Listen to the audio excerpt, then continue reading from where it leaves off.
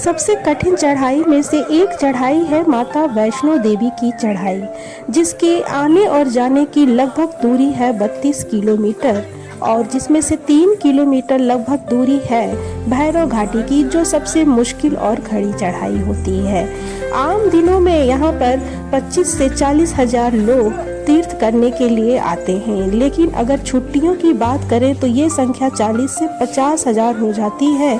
यानी कि सालाना यहाँ पर 90 लाख लोग वैष्णो माता देवी का दर्शन करने के लिए आते रहते हैं। वैष्णो माता देवी जो त्रिकुटा पर्वत पर विराजमान है त्रेता युग से और प्रतीक्षा कर रही हैं प्रभु श्री राम के दिए हुए उन वचनों का, जो कल्कि अवतार के रूप में उन्हें वर्ण करने के लिए कलयुग में प्रकट होंगे। तो इसी के साथ आप भी माता का जयकारा लगाते हुए कमेंट बॉक्स में जय माता दी लिखकर टाइप करिए।